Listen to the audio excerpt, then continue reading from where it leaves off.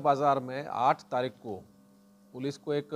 Home guard के घर के सामने एक मोटरसाइकिल मिली और कुछ वहाँ खून पड़ा मिला, जिस पर कि आसपास के लोगों ने पुलिस को सूचना दी थी। पुलिस मौके पर गई, जांच पड़ताल शुरू की गई।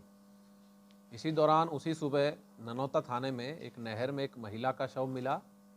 और उसी सुबह उसी रात में थाना सरसावा में एक बिटोरे में एक शव जलता मिला पुलिस को रात्रि गश्त के दौरान, जिसे कि निकालकर पीएम के लिए भिजवाया गया था। जब थाना सदर बाज़ार ने अपनी जांच शुरू की तो उसमें एक होमगार्ड श्रीराम और उनकी पत्नी का वहां से घर से लापता होना पाया गया। इस पर तफ्तीश के दौरान पुलिस ने जो ननौता में शव मिला था उसकी पहचान करते हुए उसे उस होमगार्ड की पत्नी का पाया और होमगार्ड का कोई अता पता तब तक हमें नहीं मिला था। इस पर जो मृतका पत्नी थी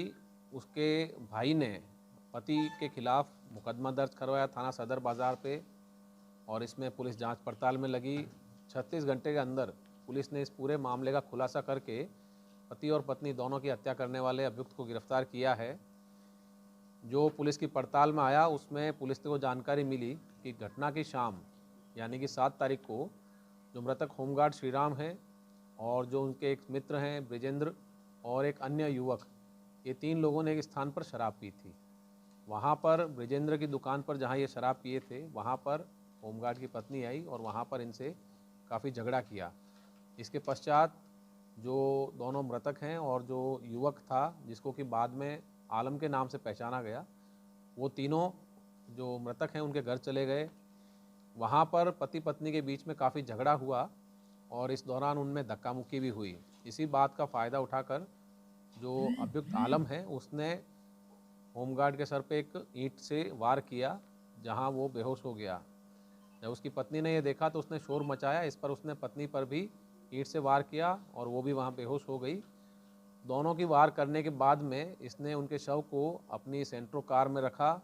लाद लिया और उसे ले जाकर इसने बड़े सुनियोजित तरीके से दूर दूर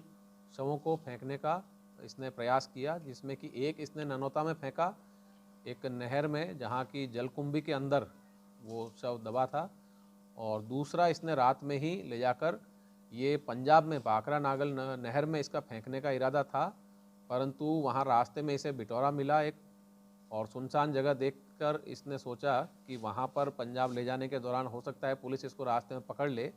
शव को ले जाते हुए, इसलिए इसने अकेली जगह देखकर बिटौरे में वो शव रखकर वहाँ आग लगा दी।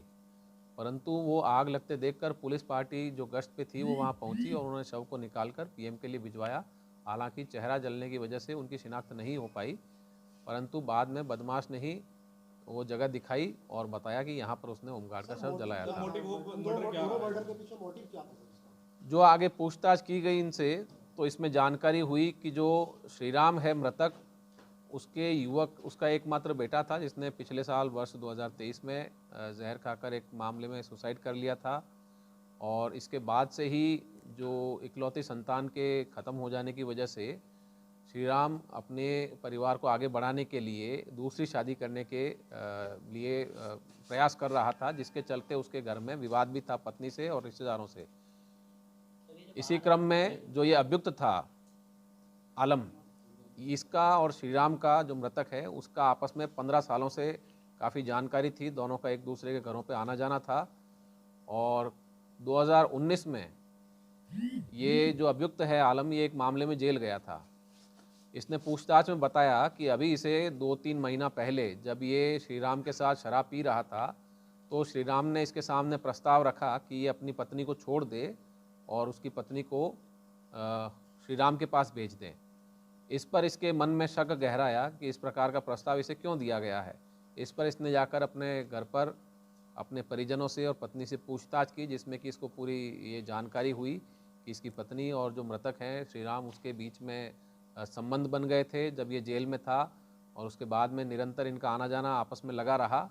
और इसी के चलते यह आक्रोश और विद्वेष की भावना से इसने ये घटना कारित करने की योजना बनाई।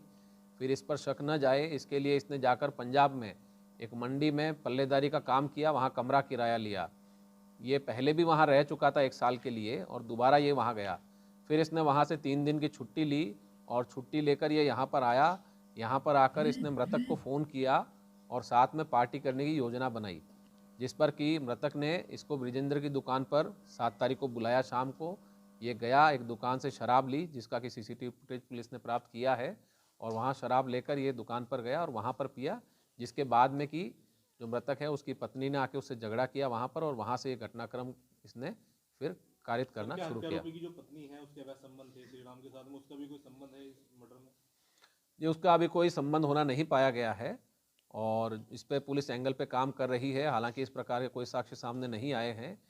ये जब जो आलम है ये जेल गया था तो उसमें इसके परिवार में कोई दूसरा पुरुष नहीं था, और चूंकि श्रीराम स्वयं होमगार्ड था तो पुलिस में होने के नाते इसने अपनी घनिष्ठता उनसे बढ़ाई, महिला से, पति को जेल के बाहर निकलवाने के नाम पे, और फिर इनमें जो संबंध बने उसी का खुलासा जब इसको 2-3 महीना पहले हुआ तो इसने तब से दिमाग लगाकर ये योजना बनाई थी और ये घटना कारित की इसने।